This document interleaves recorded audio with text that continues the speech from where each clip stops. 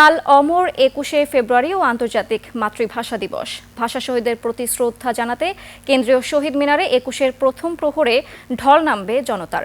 এ উপলক্ষে কেন্দ্রীয় শহীদ মিনার প্রাঙ্গণে চলছে প্রস্তুতি। শেষ মুহূর্তের কাজ নিয়ে ব্যস্ত সময় পার করছেন পরিচ্ছন্নতা কর্মীরা। মূল বেদি পরিষ্কার পরিচ্ছন্ন করা হচ্ছে। ইতিমধ্যে আলপনা অঙ্কনও শেষ হয়েছে।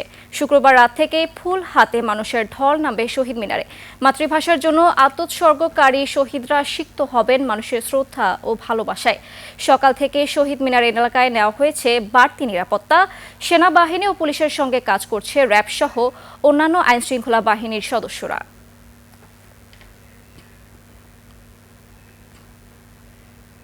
কেন্দ্রীয় শহীদ মিনার এলাকায় আছেন সহকর্মী হাকিম মাহি। সরাসরি চলে যাচ্ছি তার কাছে। অনুসরণ করে শহীদ মিনারে প্রবেশ করবে এবং নির্দিষ্ট অনুসরণ করে প্রস্থান করবে। আপনার শ্রদ্ধা নিবেদন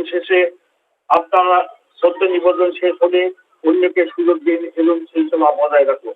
প্রিয় উপস্থিতি, নিরাপত্তা ও শৃঙ্খলার স্বার্থে সন্ধ্যার পর থেকে ঢাকা বিশ্ববিদ্যালয় এলাকায় প্রবেশ পথে কিছু ডাইভারশন চালু থাকবে। ঢাকা বিশ্ববিদ্যালয় এলাকায় বসবাসকারী শিক্ষক, ছাত্র, কর্মকর্তা, কর্মচারীগণ সেসব ট্রাফিক নির্দেশনা অনুসরণ করে আমাদের সহযোগিতা করবেন।